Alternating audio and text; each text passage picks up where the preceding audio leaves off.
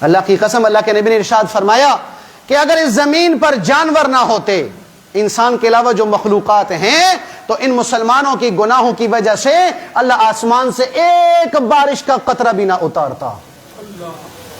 یہ 2-4 بارش کے قطرے جو ہو جاتے ہیں نا، ہلکی پھلکی ہوا چل جاتی ہے، اللہ کی قسم یہ جانوروں کے صدقے سے ہم پہ بھی ہو جاتی ہے۔ یہ نہ ہوتے بھوکے پیاسے مر جاتے۔ ہم کیوں اللہ کے عذاب کو للکاریں؟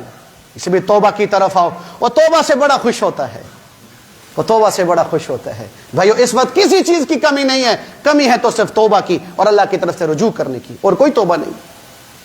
میں کیا بتاؤں تمہیں اس کا کرم کہ جب اس کے سامنے توبہ کی جاتی ہے اللہ غیبی نظام چلا دیتے ہیں، غیبی نظام چلا دیتے ہیں۔ ترمذی شریف میں ایک آدمی کا قصہ لکھا ہے، کفل اس کا نام تھا، ایک ہے ذوالکفل، وہ نبی ہے، یہ کفل بنی اسرائیل کا ایک آدمی تھا۔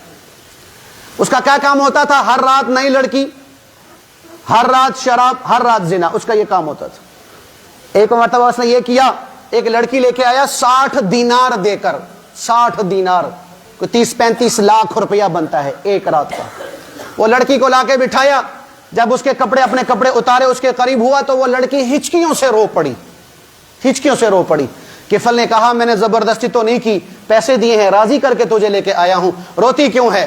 وہ کہنے لگی کفل میں پیشہ ور عورت نہیں ہوں، میں بدکار عورت نہیں ہوں، مجھے فاقے نے یہاں تک پہنچایا ہے، مجھے بھوک افلاس نے یہاں تک پہنچایا ہے۔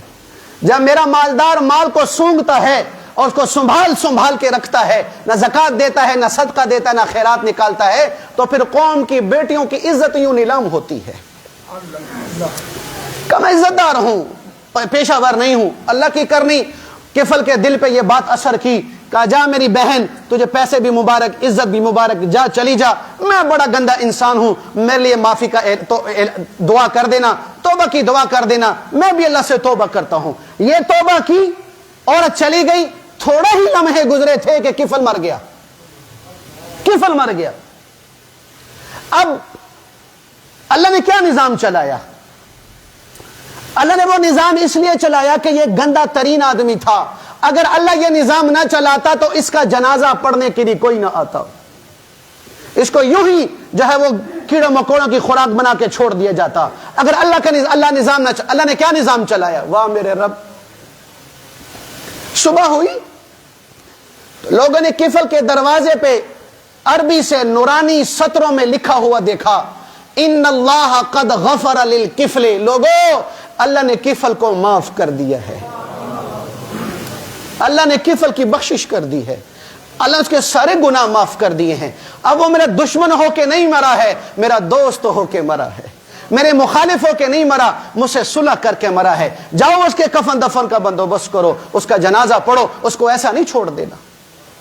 بنی اسرائیل کا ایک گنہگار توبہ کرے، اس کے لیے اللہ غیبی نظام چلا سکتا ہے۔ تو میں تو آپ تو اس کے حبیب کی امت ہیں، اس کے لاڈلے کی امت ہیں، اس کے پیارے کی امت ہیں، اس کے محمد اور رحمت کی امت ہیں۔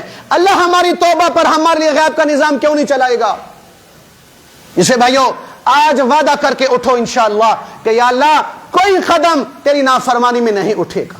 سارے وعدہ کرو بھائی، کوشش کرو بھائی، ہو جائے پھر توبہ، ہو جائے پھر توبہ، ہو جائے پھر توبہ۔ اللہ کی قسم یہ گلاس کو کرچی کرچی کر دو، اس کو جوڑنا مشکل ہو جائے گا، جوڑ دو گے لیکن پھر بھی نظر آئے گا کہ ٹوٹا ہوا ہے۔ میرا رب کہتا ہے کہ تو اپنے گناہوں کا برتن اتنا توڑ دے کہ اس کو اکٹھا کرنا مشکل ہو، لیکن میں رب ہوں کہ تیرے بار بار توبہ کرنے پر اور تو ٹوٹنے پر جو برتن ٹوٹ جائے گا، تو دوبارہ جب توبہ کرے گا تو میں اس کو ایسا جوڑ دوں گا کہ کوئی کہہ ہی نہ سکے گا کہ اس نے پہلے بھی کوئی گناہ کیا تھا۔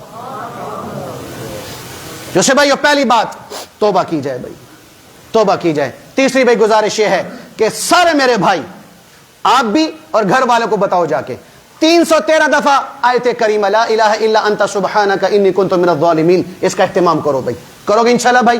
سارے اس کا اہتمام کرو بھائی۔ اب کوئی زبان خالی نہ رہے، کام شام بھی کرو، ٹھیک ہے، اگر اہتمام سے ہو جائے تو بہت اچھی بات ہے، نہیں کام کاج میں بیٹھے رہو۔ اور صرف پڑھنا نہیں ہے، کرنا ہے۔